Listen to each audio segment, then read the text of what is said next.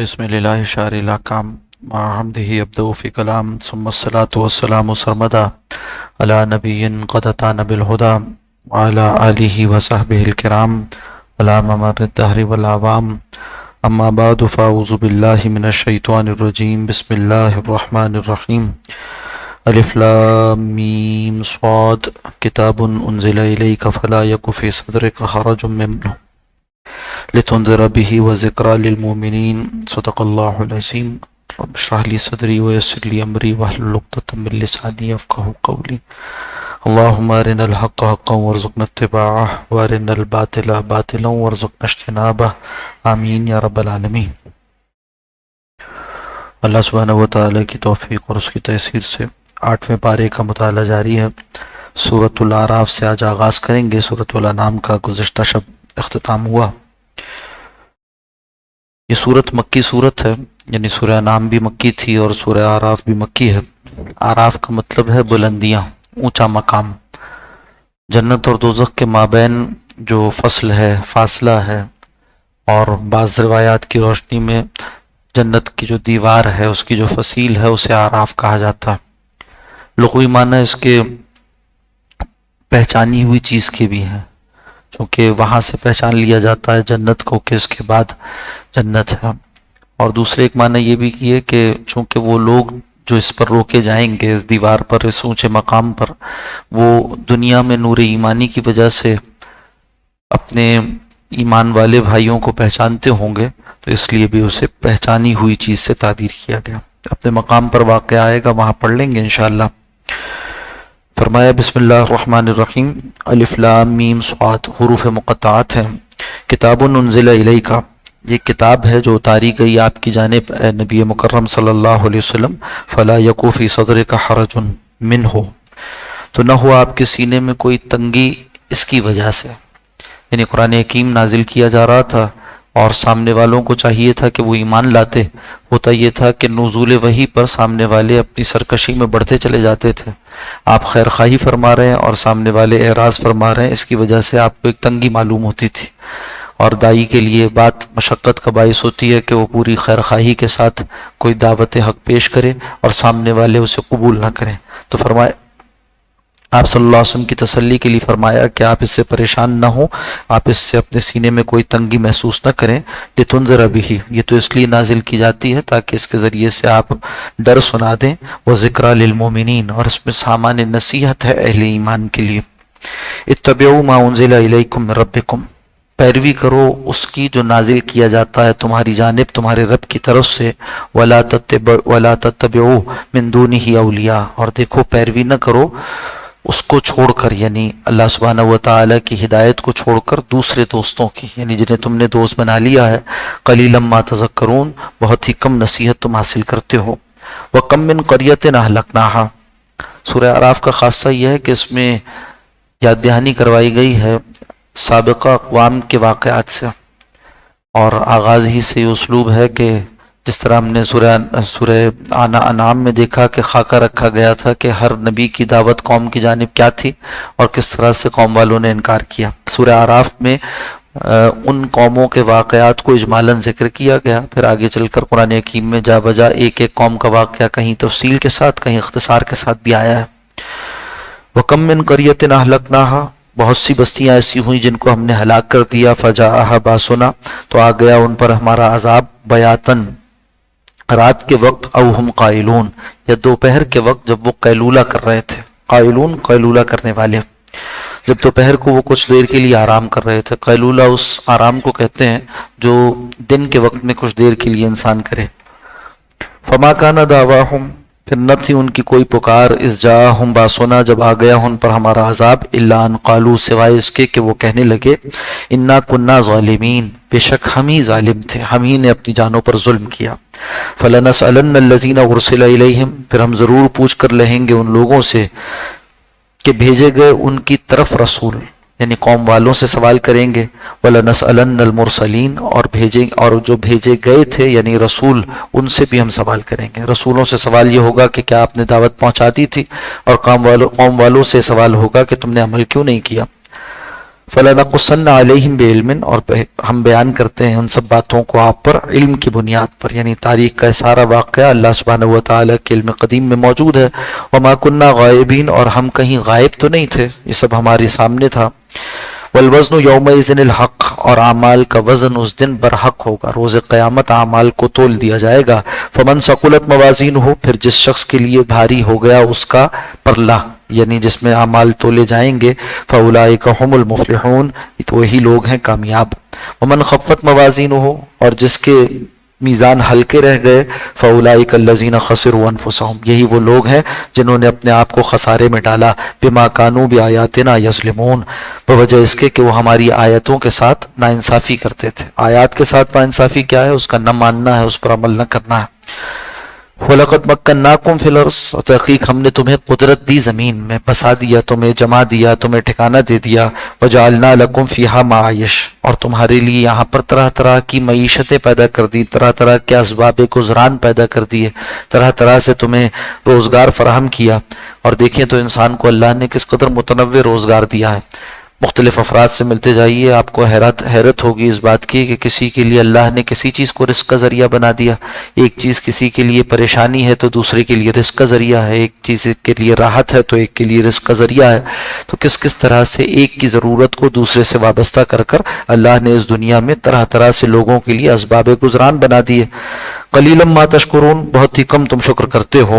وَلَقَدْ خَلَقْنَاكُمْ، اور تحقیق ہم نے تمہیں پیدا کیا، ثُمَّ صَوَّرْنَاكُمْ، پھر تمہاری صورت گری کی، یعنی تمہاری صورت کو اچھا بنا دیا۔ ثُمَّ قُلْنَا لِلْمَلَائِكَةِ، پھر ہم نے کہا فرشتوں سے، اسْجُدُوا لِآدَمَ، سجدہ کرو آدم کو، فَسَجَدُوا، تو ان سب نے سجدہ کیا، إِلَّا إِبْلِيسَ، سوائے ابلیس کے۔ لم یکن من الساجدین، وہ سجدہ کرنے والوں میں سے نہ ہوا۔ قالا، تو اللہ سبحانہ و تعالی نے سوال کیا، ما منعک اللہ تسجد اذ امرتک، تمہیں کس چیز نے روکے رکھا کہ جب میں نے تمہیں حکم دیا تھا تم سجدہ کرتے؟ اصل بات یہ ہے کہ اللہ کا حکم تھا، اذ امرتک، جب میں نے تمہیں حکم دیا تھا، یعنی دیکھنے کی بات یہ تھی کہ میرا حکم ہے۔ اور شیطان نے کیا کیا کہ حکم پر غور کرنے کے بجائے، یعنی حکم دینے والے کی عظمت کو دیکھنے کے بجائے یہ دیکھتا رہا کہ جس کو سجدہ کرنے کا حکم دیا جا رہا ہے، جس کام کا حکم دیا جا رہا ہے، وہ کام کیا ہے۔ تو جب میں نے حکم دیا تھا تو کس چیز نے تمہیں روکے رکھا سجدہ کرنے سے؟ قالا، تو کہنے لگا، انا خیر من، میں اس سے بہتر ہوں، یعنی آدم علیہ السلام کو مٹی سے بنایا آپ نے اور مجھے آگ سے بنایا۔ خلقتنی من نار، آپ نے مجھے پیدا کیا آگ سے، وخلقتہ من طین، اور آدم کو پیدا کیا مٹی سے۔ تو اس کا خیال یہ تھا کہ مٹی چونکہ ایک پست چیز ہے تو وہ ادنا ہوئی، اور آگ چونکہ حرارت کی حامل، حرکت کی حامل ہے، بلندی اوپر کی طرف جاتی ہے، تو اس لیے اعلیٰ ہو گئی۔ جبکہ اصل بات یہاں پر یہ نہیں تھی کہ کس کا مادہ تخلیق کیا ہے، یہ تو اللہ اپنی حکمت کاملہ کے اعتبار سے جانتا ہے کہ کس کو کس مادے سے تخلیق کرنا ہے اور کس کے لیے کیا چیز بہتر ہے۔ اصل بات اللہ کا حکم ہے۔ تو فرمایا کہ تمہیں جب حکم دیا میں نے تو تم نے کیوں نہیں اس کو پورا کیا، اور تم اس پر غور کیوں کرتے رہے کہ کس کا مادہ تخلیق کیا ہے۔ یہاں سے یہ بات بھی معلوم ہوئی کہ جذبہ اطاعت نام ہے اس بات کا کہ یہ دیکھا جائے کہ اللہ کا اور اس کے رسول کا حکم ہے یا نہیں۔ جب ثابت ہو جائے اللہ اور اس کے رسول کا حکم ہے تو اس پر عمل پیرا ہونا چاہیے۔ اب پھر وہ کام کیا ہے اس پر غور کرنا، اس کی منطقی توجیحات کرنا، اور یہ چاہنا کہ اس کی حکمتیں مصلحتیں ہمیں معلوم ہو جائیں، سمجھ جائیں تو پھر عمل کریں گے، یہ رویہ طاعت کا رویہ نہیں ہے، اطاعت کا رویہ نہیں۔ قال فاہبط منہا، تو اللہ نے فرمایا تو پھر اتر جاؤ یہاں سے، فما یکون لک، تمہارے لیے یہ لائق نہیں، تتکبر فیہا، کہ تم یہاں پر تکبر کرو، بڑے بنو، فخرج، نکل جاؤ، دفع ہو جاؤ، انک من الصاغرین، بے شک تم تو ذلیلوں میں سے ہو، چھوٹوں میں سے ہو۔ قال، اس نے کہا، انذرنی الی یوم یبعثون، اے اللہ مجھے مہلت دے دیجئے اس دن تک جس دن کی یہ دوبارہ اٹھائے جائیں۔ تو کب تک مہلت دی جائے گی؟ اس سے سوال تو یہ کیا تھا کہ روز قیامت تک اسے مہلت دی جائے، الی یوم یبعثون۔ قال، اللہ نے فرمایا، انک من المنظرین، تمہیں مہلت دے دی گئی۔ کب تک مہلت دی گئی؟ مفسرین نے لکھا کہ جو پہلا نفخہ ہے، یعنی سور میں پھونکا جائے گا اس وقت تک اس کو مہلت ہے، اور جب پہلا نفخہ ہوگا اس وقت سارے کے سارے افراد جب موت سے دوچار کیے جائیں گے تو اس وقت ابلیس کو بھی موت سے دوچار کر دیا جائے گا۔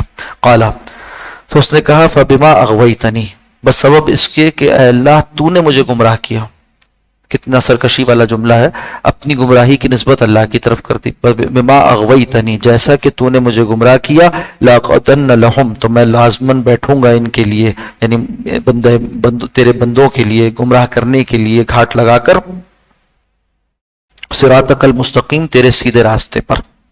ثم لآتینہم، پھر میں ان کو ضرور گمراہ کروں گا، آؤں گا ان کے پاس گمراہ کرنے کے لیے، من بین ایدیہم، ان کے سامنے سے بھی، ومن خلفہم، اور ان کے پیچھے سے بھی، وعن ایمانہم، اور ان کے دائیں جانب سے بھی، وعن شمائلہم، اور ان کے بائیں جانب سے بھی، ولا تجد اکثرہم شاکرین، اور آپ ان میں سے اکثریت کو شکر گزار نہیں پائیں گے.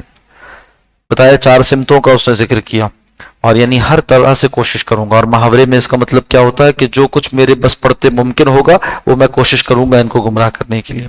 البتہ اس میں ایک نقطے کی بات یہ ہے کہ 2 سمتوں کا ذکر نہیں کیا. ایک اوپر کی سمت کا کہ وہاں سے اللہ سبحانہ و تعالی سے جو مدد مانگے، اللہ سے دعا کرے کہ اللہ مجھے شیطان سے محفوظ فرما دے، تو اللہ کی طرف سے اوپر سے پناہ نازل ہوتی ہے، اس کے لیے حفاظت کا سامان نازل ہوتا ہے. تو ایسا بندہ جو اللہ کی پناہ میں چلا جائے اسے شیطان پھر بہکا نہیں سکتا.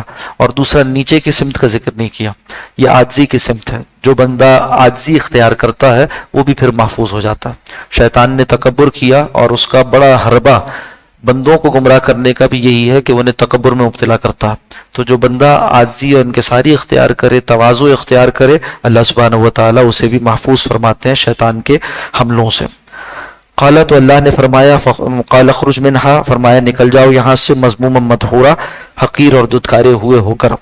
لمن تبعک منہم، جو کوئی ان بندوں میں سے یعنی انسانوں میں سے تمہاری پیروی کرے گا، لاملان جہنم منکم اجمعین، تو میں ضرور بھر دوں گا جہنم کو تم سب سے، یعنی تم سے بھی، تمہیں بھی جہنم میں ڈالوں گا، اور ساتھ ساتھ جو تمہاری پیروی کرنے والے ہوں گے.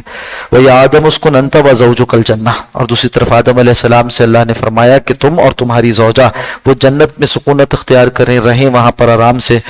فَكُلَا مِنْ حَيْثُ شِئْتُمَا، اور کھاؤ وہاں جہاں سے تم دونوں چاہو، وَلَا تَقْرَبَا هَذِهِ الشَّجَرَةَ، اور دیکھو اس خاص درخت کے قریب نہ آنا. فَتَكُونَا مِنَ الظَّالِمِينَ، اگر ایسا کرو گے تو تم ظلم کرنے والے ہو جاؤ گے.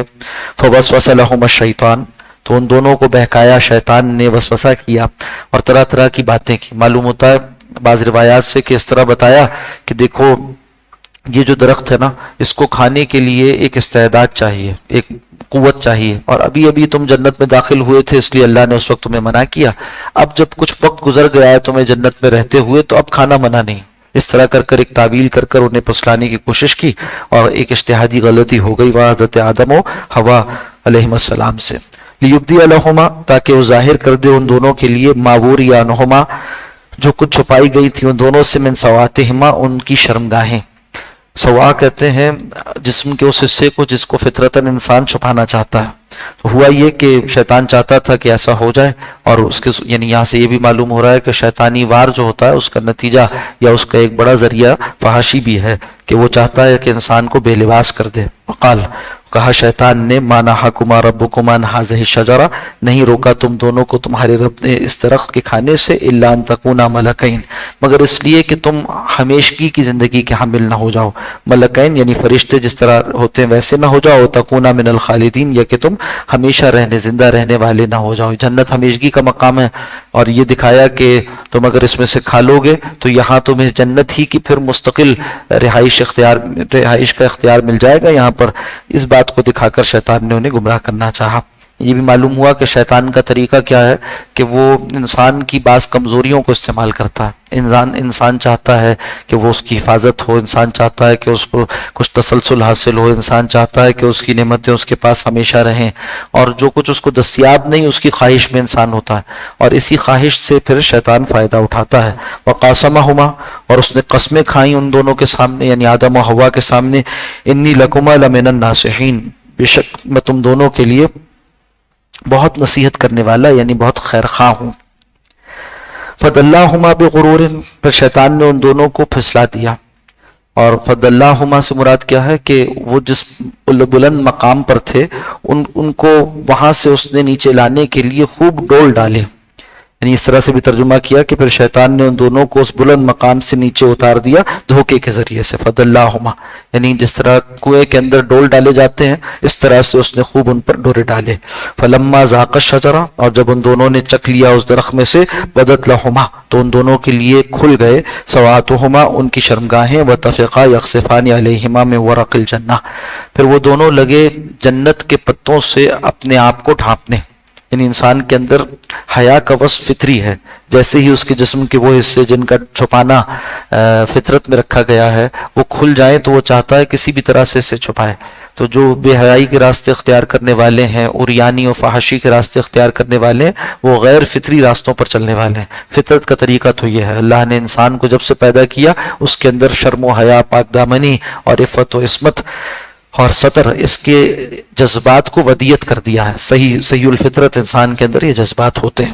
وَنَادَاهُمَا رَبُّهُمَا، جب یہ واقعہ پیش آ گیا تو ان کو ان کے رب نے پکارا، انہیں آواز دی، أَلَمْ أَنْهَكُمَا، کہ میں نے تم دونوں کو منع نہیں کیا تھا، أَن تِلْكُمَا الشَّجَرَةَ، کہ تم دونوں اس درخت کے قریب نہ جانا، وَأَقُلْ لَكُمَا، اور کیا نہیں کہا تھا تم دونوں سے، إِنَّ الشَّيْطَانَ لَكُمَا عَدُوٌّ مُبِينٌ، کہ بے شک شیطان تمہارا کھلا دشمن ہے۔ قالا، تو ان دونوں نے عرض کی۔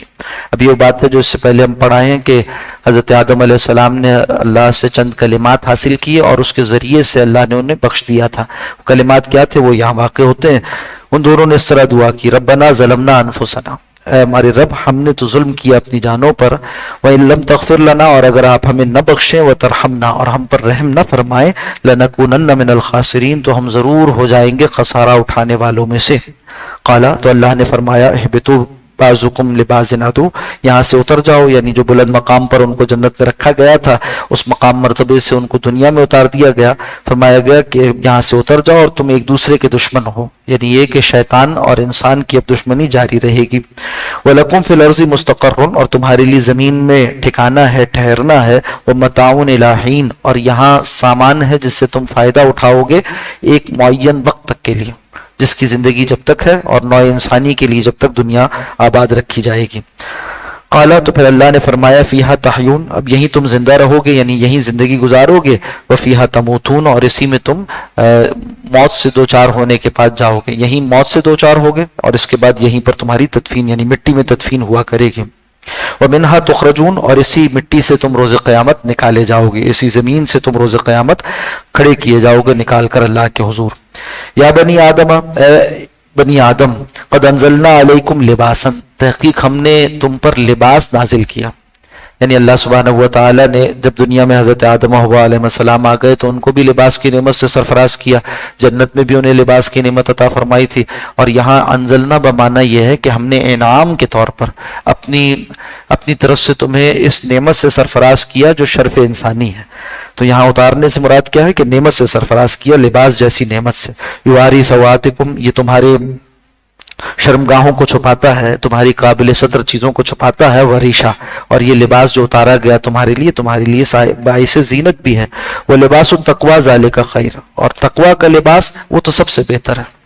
ایک ہے ظاہری لباس جو اس جسم کے لیے اختیار کیا جاتا ہے، ظاہری شخصیت، جسم کے اوپر لباس، اس کے بغیر جیسے بے ستر ہوتا ہے جسم، اسی طرح سے بغیر تقوی کے انسان کا باطن وہ بے ستر ہو جاتا ہے اور وہ جو ہے وہ برا لگتا ہے اور اس کے عیب ظاہر ہو جاتے ہیں۔ تو تقوی اختیار کرتا ہے تو انسان کا باطن اچھا ہو جاتا ہے۔ تو فرمایا کہ ظاہر کا لباس بھی اختیار کرو، باطن کا لباس بھی اختیار کرو۔ ظاہر کا لباس اللہ نے ستر کی صورت میں تمہیں دیا، اس میں تمہارے لیے ستر بھی ہے اور ساتھ ساتھ زینت بھی ہے۔ اسی طرح سے تقوی کا لباس اختیار کرو گے تو اس میں بھی تمہارے لیے گناہوں سے بچنا بھی ہے اور ساتھ ساتھ مکارم اخلاق، اعلیٰ اخلاقیات کو اختیار کر کر تمہارا باطن بھی مزین ہو جائے گا، اخلاق عالیہ سے تم مزین ہو جاؤ گے۔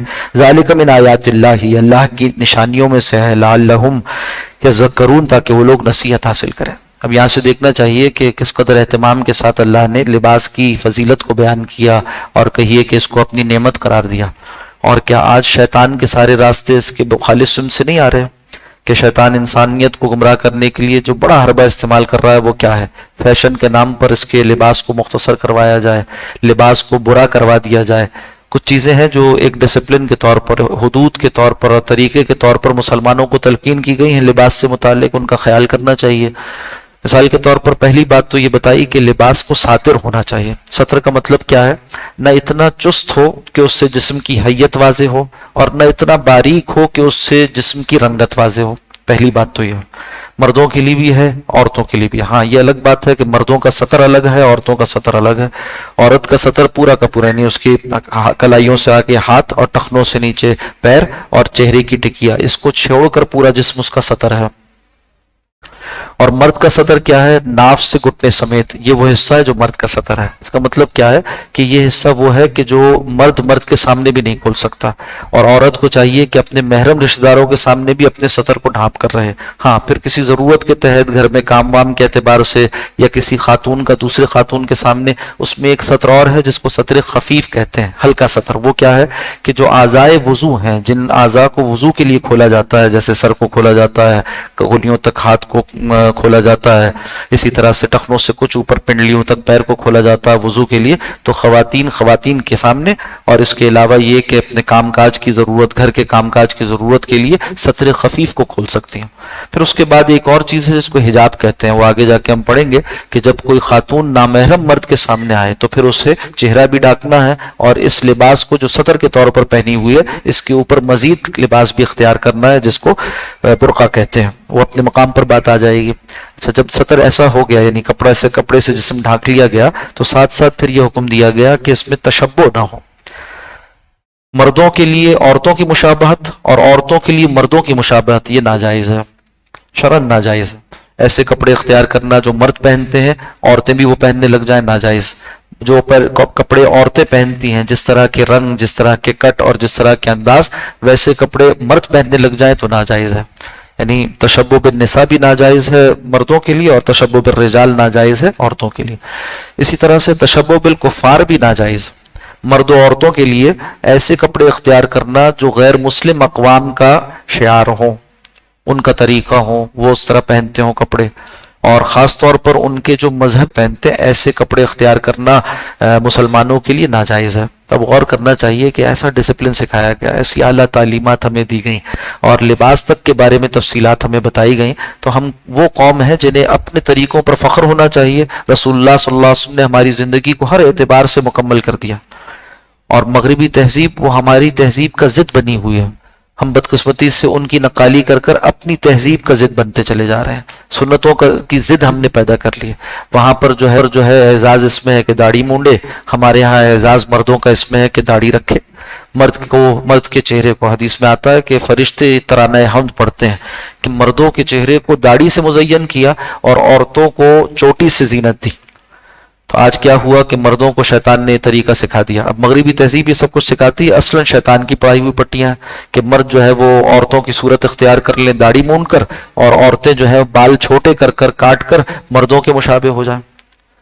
تو یہ لباس میں مشابہت سے زیادہ طریقوں کو اختیار کرنا زیادہ سنگین ہے. اسی طرح سے مردوں کو بھی طریقہ سکھایا گیا، سر ڈھانک کر رہنا چاہیے، چاہے نماز میں ہو یا غیر نماز میں ہو.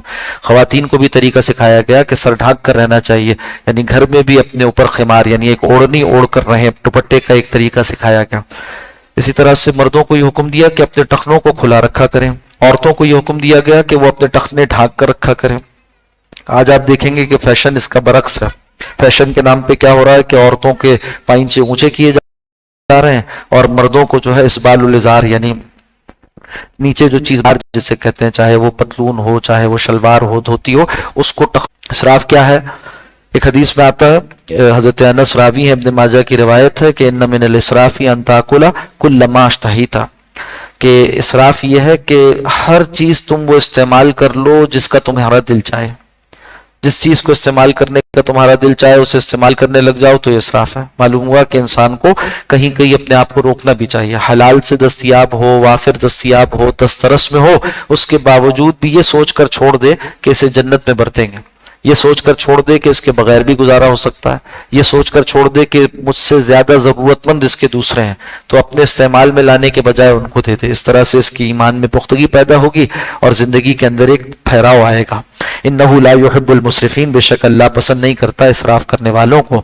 قل کہہ دیجئے من حرم زینت اللہ التی اخرج لعبادہ، کس نے حرام کیا اس زینت کو جسے اللہ نے نکالا تھا اپنے بندوں کے لیے، یعنی پیدا فرمایا تھا، تخلیق فرمایا تھا اپنے بندوں کے لیے، والطیبات من الرزق، اور پاکیزہ چیزیں، اچھی اچھی چیزیں جو رزق میں سے ہیں، کھانے پینے کی چیزوں میں سے ہیں۔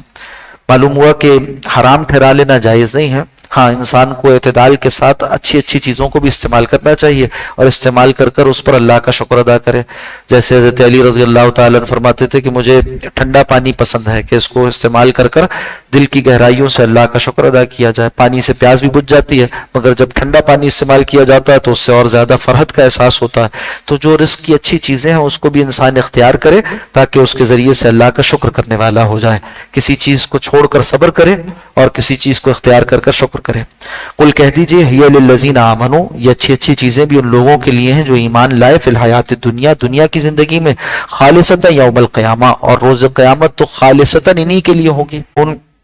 اور اس بات کو بھی حرام ٹھہرایا کہ تم اللہ کے بارے میں وہ باتیں کہو جو تم جانتے نہیں ہو، بغیر علم کے، بغیر دلیل کے اللہ کی طرف باتوں کو منسوب کرنا۔ وَلِكُلِّ أُمَّةٍ أَجَلٌ، اور ہر امت کے لیے ایک وقت متعین ہے۔ فَإِذَا جَاءَ أَجَلُهُمْ، اور جب آ جائے گا ان کے لیے معین وقت، لَا يَسْتَأْخِرُونَ سَاعَةً، تو اس سے پیچھے نہ ہوں گے ایک لمحے بھر بھی، وَلَا يَسْتَقْدِمُونَ، اور ایک لمحے بھر اس سے آگے بھی نہ ہو سکیں گے۔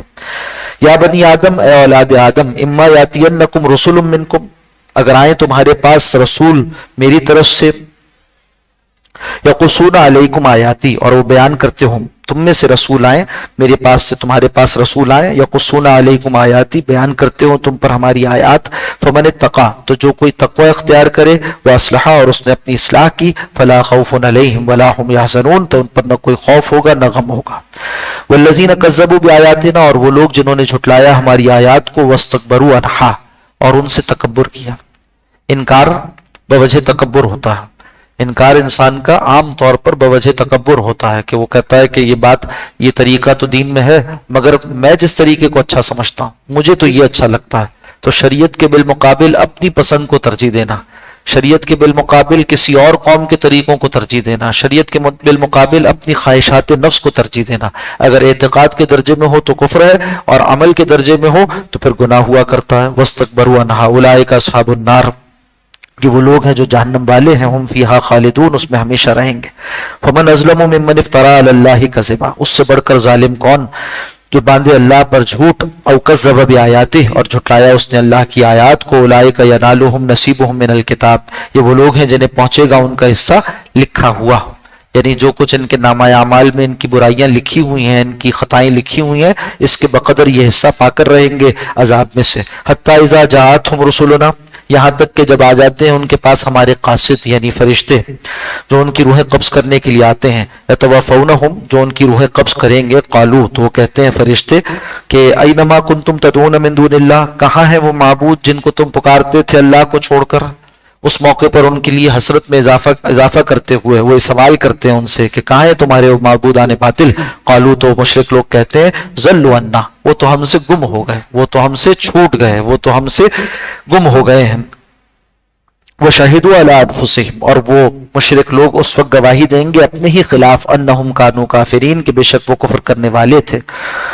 قالت ادخلوا فی امم، تو اللہ کہے گا کہ داخل ہو جاؤ پھر ان امتوں کے ساتھ، ان لوگوں کے ساتھ، قد خلت من قبلکم من الجن والانس فی النار، جو گزر چکے تم سے پہلے، جنوں میں سے بھی تھے انسانوں میں بھی تھے، انسانوں میں سے بھی تھے، آگ میں داخل ہو جاؤ، فی النار، داخل ہو جاؤ، واصل جہنم۔ کلما دخلت امت لعنت اختہا، ہر مرتبہ جب ایک طبقہ داخل ہوگا جہنم میں تو وہ لعنت کرے گا دوسرے طبقے پر، ایک پہلے سے اس میں موجود ہوں گے، دوسرے بعد میں لائے جائیں گے، ایک نسل وہاں موجود تھی، دوسری نسل بعد میں لائی گئی، تو اب جو موجود لوگ بعد میں آنے والے ہیں وہ کہیں گے تمہاری وجہ سے ہم یہاں پر آئے، ایک دوسرے پر الزام لگائیں گے، تم نے ہمیں غلط راستے سکھائے تھے، تم نے ہمیں اس راستے پر چھوڑا تھا۔ وہ جو دنیا میں کہہ رہے تھے کہ ما وجدنا علیہ آباءنا، ہم نے اپنے آبا و اجداد کو ان طریقوں پر پایا، اس دن کہیں گے کہ یہی آبا و اجداد یا ہم سے پہلے والے، انہوں نے ہمیں گمراہ کیا، تو وہ ایک دوسرے پر لعنت کرتے ہوں گے۔ اور پھر اسی طرح سے جو دوسرے لعنت کرنے والے یعنی وہ جو ہوں گے بڑے جو پہلے پہنچے ہوئے ہیں وہ کہیں گے بھئی تم نے جو کیا اپنی مرضی سے کیا، تو تم پر تمہارے اعمال کی پھٹکار ہے، تو ایک دوسرے پر لعنت کرتے ہوں گے. کلما دخلت امۃ لعنت اختہا، تو وہ اپنی بہن پر یعنی پچھلی جماعت پر لعنت کرے گی. حتی اذا ادارکوا فیہا جمیعا، یہاں تک کہ وہ سب اس میں اکٹھے ہو جائیں گے. قالت اخراہم لاولاہم، کہے گی ان سے پچھلی جماعت بعد والی جماعت سے، ربنا ہؤلاء، اے ہمارے رب یہی وہ لوگ ہیں اضلونا جنہوں نے ہمیں گمراہ کیا، فاتہم عذابا ضعفا من النار، تو آپ ان کو عذاب میں سے آگ کے عذاب میں سے دگنا عذاب دیجیے. قال تو اللہ فرمائے گا لکل ضعف، ہر ایک کے لیے دگنا ہے.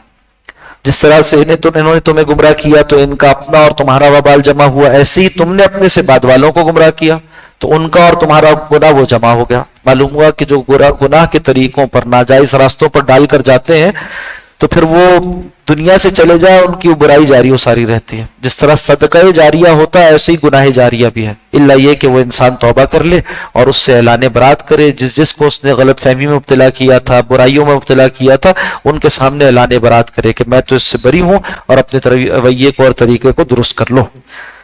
تو کہا کہ آج ہر ایک کے لیے دگنا عذاب ہے، وَلَٰكِن لَا تَعْلَمُونَ، اور لیکن تم نہیں جانتے.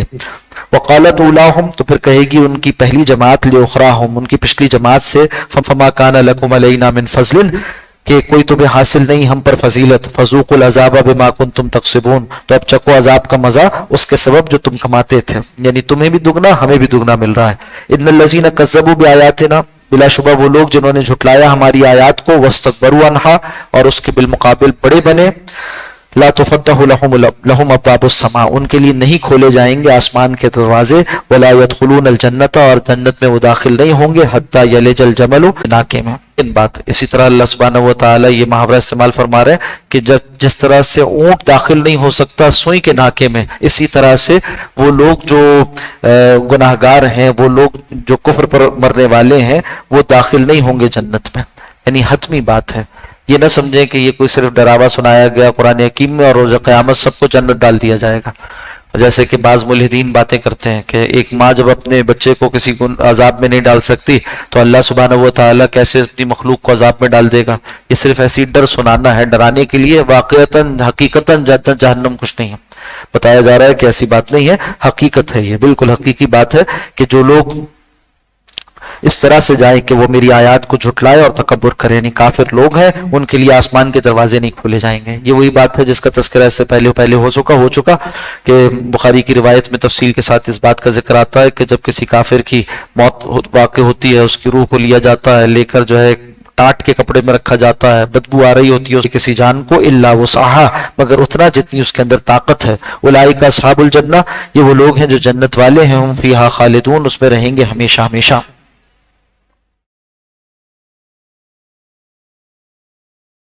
وَنَزَعْنَا مَا فِي صُدُورِهِم مِّن غِلٍّ، اور ہم نکال دیں گے ان کے سینوں سے جو کچھ کینہ ہوگا. جنت کی نعمتیں، بہت سی نعمتیں قرآن حکیم میں ذکر ہوئی، اس میں خاص نعمت یہ بھی ہے کہ جنت ایسا مقام ہے جو نفوس مزکہ کے لیے بنایا گیا، جن کے نفس بالکل پاک ہوں. تو اگر کوئی دنیا میں ہی پاک ہو کر جائے ہر طرح کی باطنی بیماریوں سے، ہر طرح کے گناہ سے، تو اول واہلے میں جنت میں داخل ہو جائے گا. ایسے نفوس مزکہ ان کو اول واہلے میں جنت میں داخلہ ملے گا. اچھا، اگر کوئی گناہ کے آثار لے کر جائے گا تو اس کے لیے پھر اس کو پہلے اس دھوبی گھاٹ میں ڈالا جائے گا جسے جہنم کہتے ہیں، اور وہاں اس کو اچھی طرح پٹائی کر دھلائی کر صاف کیا جائے گا. ایمان والا ہو، شرط یہ ہے کہ ایمان والا ہو، گناہ ساتھ لایا ہے. صفائی ہو جائے گی تو پھر وہاں سے نکال کر جنت ڈالا جائے گا.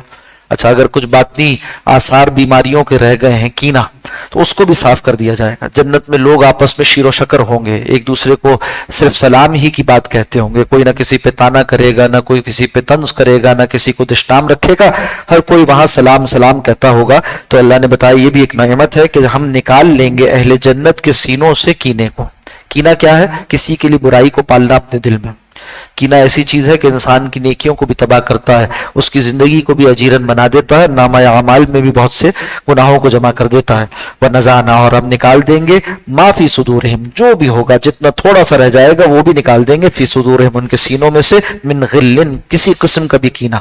کسی مومن بھائی کے لیے، کسی مسلمان کے لیے ان کے دلوں میں کوئی برائی نہیں رہ جائے گی. اور یہی پھر جنت کے ماحول کو اچھا بنانے کا ذریعہ.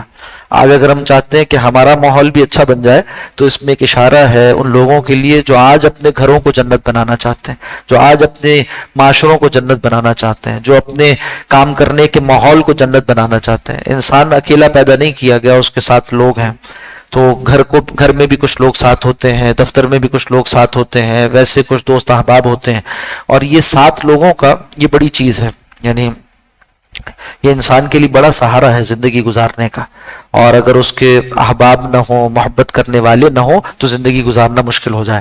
مگر ساتھ ساتھ ہوتا کیا ہے کہ جو محبت کرنے والے اور متعلقین ہیں ان کے مابین اگر کینہ پیدا ہو جائے، آپس میں کدورتیں پیدا ہو جائیں تو یہ زندگی کا سارا لطف برباد کر دیتی ہیں۔ تو اگر جنت جیسی زندگی دنیا میں بنانا چاہتے ہیں تو اس کا نسخہ کیا ہے کہ اپنے دلوں کو پاک کر لیں، کینے سے پاک کر لیں، کسی کا برا نہ چاہیں، کسی کے بارے میں برائی اپنے دل میں نہ رکھیں۔ رسول اللہ صلی اللہ علیہ وسلم کی سنت یہ ہے کہ آپ رات کو سونے سے پہلے اپنے دل کو صاف کر لیتے تھے ہر ایک سے، اور کوشش کرتے تھے اس بات کی کہ کوئی آپ تک کسی کی برائی نہ پہنچائے۔ کہہ رکھا تھا آپ نے یہ کہ میں چاہتا ہوں کہ سلیم الصدر رہوں، اپنے سینے کو محفوظ رکھوں ہر مسلمان کی برائی سے، تو تمہیں چاہیے کہ کوئی کسی کی برائی مجھ تک نہ پہنچائے کہ وہ تو ایسا ہے، وہ تو ایسا کرتا ہے، وہ یہ کہہ رہا تھا اور اس کا تو طریقہ ایسا ہے، وہ آپ کے سامنے ایسے پیچھے ایسے، اس طرح کی باتیں لوگوں تک پہنچانا اور لوگوں کے دلوں کو دوسروں سے خراب کرنا، یہ ایسی چیز ہے جو زندگی کے لطف کو خراب کر دیتی۔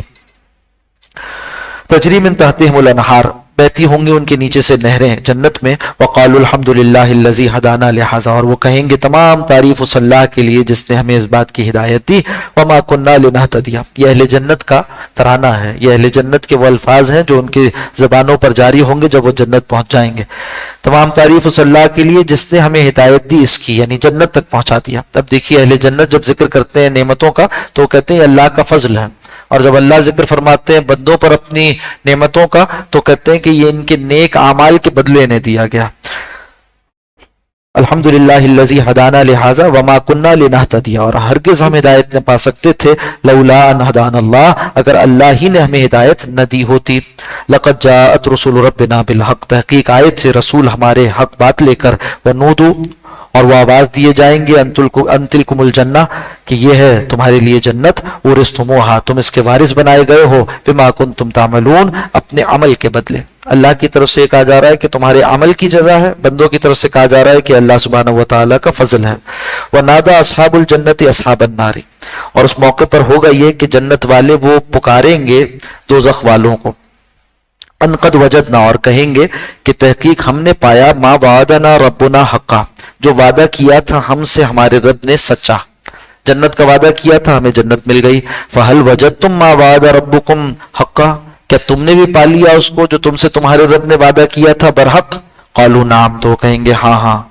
فاذن مؤذن بینہم، تو پھر اعلان کرے گا ایک اعلان کرنے والا ان کے مابین، لعنت اللہ علی الظالمین، کہ اللہ سبحانہ و تعالیٰ کی لعنت ہے ظالموں پر، الذین یصدون عن سبیل اللہ، جو روکتے تھے لوگوں کو اللہ کے راستے سے، ویبغونہا عوجا، اور تلاش کرتے تھے اس میں کجی، وہم بالآخرۃ کافرون، اور وہ آخرت کا کفر کرنے والے تھے۔ وبینہما حجاب، اور ان کے مابین ایک پردہ ہوگا، اہل جنت اور اہل جہنم کے مابین ایک پردہ ہوگا۔ وعلی الاعراف رجال، اور اعراف پر جیسے کہ ذکر کیا گیا بلند مقام بھی اسی طرح سے یہ کہ جو پہچانا ہوا مقام ہے، یا ان لوگوں کا مقام ہے جو پہچان رکھتے ہیں، اس لیے کہ آگے ان کا یہ وصف ذکر ہو رہا ہے کہ یعرفون کلم بسیماہم، کچھ لوگ ہوں گے جو کہ اعراف پر یعنی بلند مقام پر ہوں گے۔ یہ کون ہے؟ مفسرین نے لکھا کہ یہ وہ لوگ ہیں کہ جن کی نیکیاں اور ان کے گناہ برابر ہو جائیں گے۔ تو اول والے میں جو جنت گئے تھے ان کے تو نیکیوں کے پلے بھاری تھے اس لیے چلے گئے، اور جن کے گناہوں کے پلے بھاری تھے وہ جہنم چلے گئے۔ یہ وہ تھے جن کے پلے برابر ہو گئے، تو ان کو اعراف پر درمیان میں روک لیا جائے گا، جنت کی دیوار پر ان کو روک لیا جائے گا، اور اس موقع پر یعرفون کلم بسیماہم، اور وہ پہچانتے ہوں گے ہر ایک کو ان کی خاص علامات سے۔ یہ لوگ جو نہ ابھی اہل جنت میں سے ہوئے نہ اہل جہنم میں سے ہوئے، مگر چونکہ تھے صاحب ایمان، تو ایمان والوں کو اللہ نے ایک معرفت عطا فرمائی ہے، ان کے دلوں میں ایک اس بات کی پہچان ہوتی ہے کہ کون صحیح ہے کون غلط ہے، تو وہ دیکھ رہے ہوں گے ایک طرف اور پہچان رہے ہوں گے اہل ایمان کو، کلم بسیماہم، ہر ایک کو اس کی خاص علامت کے ذریعے سے۔ ونادو، اور وہ پکاریں گے اصحاب الجنہ، جنت والوں کو، ان سلام علیکم، کہ تم کو سلام ہو، دیکھیں گے इनमें से बाज वो लोग हैं जो हमारे साथ हुआ करते थे दुनिया में और आज बड़े मकाम मर्तबे में जन्नत में पहुंचे हुए हैं, तो उनको कहकर उनसे अपने ताल्लुक का इजहार करेंगे, अस्सलामु अलैकुम, उनको सलाम करते होंगे। लम यदखुलूहा, अभी ये असहाब आराफ जन्नत में दाखिल नहीं हुए, वहुम यतमाऊन, जबकि ये इसकी उम्मीद रखते हैं। तमा इन्हें इसी बात की है, इस बात की उम्मीद है, ख्वाहिश है कि अल्लाह की रहमत से जन्नत दाखिल कर दिए जाए, मगर अभी दाखिल नहीं हुए। वह इज़ा सुरिफत अब्सारुहुम, और जब फेरे जाएंगे उनकी आंखें, यानी उनके चेहरों को दूसरी तरफ फेरा जाएगा, तिलका अस्हाबिन नार, दोज़खियों की तरफ, क़ालू, तो वो कहेंगे रब्बना, यानी दोज़खियों के हाल को देखकर कहेंगे रब्बना ला तजअलना मअल क़ौमिज़ ज़ालिमीन, ऐ अल्लाह हमें जालिम लोगों के साथ न कर, हमारा अंजाम इन जालिमों के साथ न कर। व नादा अस्हाबुल आराफ रिजालन, पुकारेंगे वो असहाबुल आराफ ऐसे लोगों को, यारिफूनहुम, जो दोज़ख में होंगे और उनको ये पहचानते होंगे, देखेंगे कि ये भी दुनिया में थे और उनके करतूत बड़े वहां पर दुनिया में बड़े समझे जाते थे और बड़े मकाम मर्तबे वाले भी समझे जाते थे ये, मगर थे बुरे लोग। यारिफूनहुम, उसे पहचानते होंगे, बिसीमाहुम, उनकी खास अलामात के जरिए से, यानी दोज़खियों को। क़ालू, कहेंगे मा अग़ना अन्कुम जमुकुम, कुछ फायदा न दिया तुम्हें तुम्हारे जत्थे ने, तुम्हारे लश्कर ने, तुम्हारी जमात ने, तुम्हारे टोले ने, तुम्हारे हिमायतियों ने, तुम्हारे नारे लगाने वालों ने कोई फायदा न दिया। जहन्नमियों की हसरत में इजाफा होगा। वमा कुंतुम तस्तकबिरून, और जो कुछ तुम तकब्बुर करते थे दुनिया में, तुम बड़े बनते थे, बड़े बड़े ओहदों पर थे, तो क्या उसमें से कुछ तुम्हें फायदे में, कुछ उसमें से कुछ तुम्हें यहाँ काम ना आया। अल्लाह सुब्हानहू व तआला फरमाएंगे, अब यहाँ मौका दरमियान में ये बात महसूफ है कि जो जहन्नम वाले होंगे उनको देखकर जब ये अल्लाह से पनाह मांगेंगे, तो अल्लाह सुब्हानहू व तआला फिर इन लोगों को, जो जन्नत वाले हैं, जो आराफ वाले हैं, इनको जन्नत में दाखिल करेंगे। उसका बयान आता है, अहाउलाइल लज़ीना अक़समतुम, जहन्नमियों से अल्लाह फरमाएंगे कि क्या ये वही लोग हैं जिनके बारे में तुम कसमें खाकर कहते थे, ला यनालुहुमुल्लाहु बिरहमतिन, कि अल्लाह इनको अपनी रहमत में से कुछ नहीं पहुंचाएगा। यानी जो आराफ पर हैं उनके बारे में, जो दरमियान दरमियान के थे उनके बारे में, वो जो दोज़खी लोग हैं दुनिया में ये कहते थे कि इनको अल्लाह की रहमत पहुंचने वाली नहीं है। तो अल्लाह सुब्हानहू व तआला उन जहन्नमियों की ख्वाहिश के बिलमुकाबिल इन आराफ वालों को दाखिल कर देंगे जन्नत में। हुक्म होगा उदखुलुल जन्नत, दाखिल हो जाओ जन्नत में, ला खौफुन अलैकुम, नहीं है तुम पर कोई खौफ, वला अंतुम तहज़नून, और न तुम पर कोई गम होगा।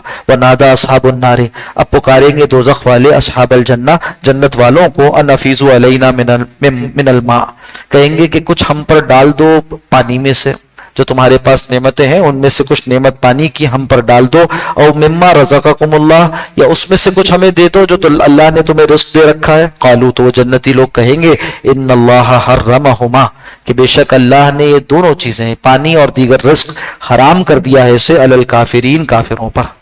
दुनिया में तो दोनों को दिया जा रहा है, उस रोज काफिरों पर तमाम किस्मों का रिस्क हराम कर दिया जाएगा।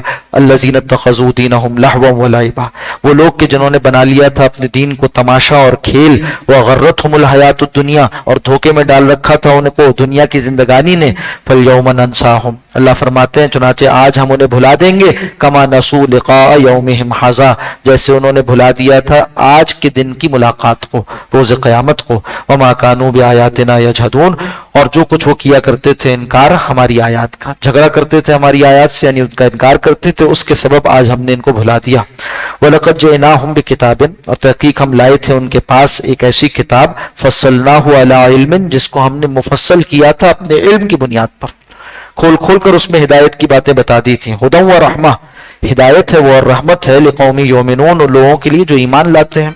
हल यंजुरूना इल्ला तावीला, तो अब वो किस चीज का इंतजार कर रहे हैं, क्या उसके अंजाम कार का, यानी कयामत के आ जाने का। कुरान हकीम में जो कुछ बताया गया है उसका अंजाम जाहिर हो जाए, यानी अजाब आ जाए या कयामत आ जाए, यौम याती तावीलुहु, जिस रोज के उसका अंजाम जाहिर हो जाएगा। यक़ूलुल लज़ीना नसू, तो कहेंगे वो लोग जो भूले हुए थे, मिन क़ब्ल, इससे पहले, क़द जाअत रुसुलु रब्बिना बिल हक़, के तहकीक आए थे हमारे पास हमारे रसूल, हमारे रब के रसूल बर हक।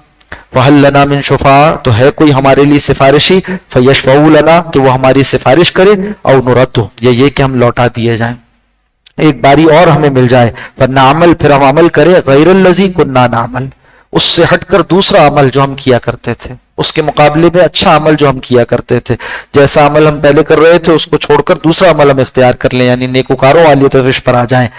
فرمایا قد خسروا انفسهم، تحقیق انہوں نے خسارے میں ڈالا اپنے آپ کو، وضل عنہم اور ان سے گم ہو گیا، ما کانوا یفترون وہ سب کچھ جو وہ گھڑا کرتے تھے، جھوٹ باندھا کرتے تھے، اس دن ان کو ان کے وہ جھوٹے سہارے کام نہ آئیں گے۔ اقول قولی ھذا واستغفر اللہ لی ولکم ولسائر المسلمین والمسلمات۔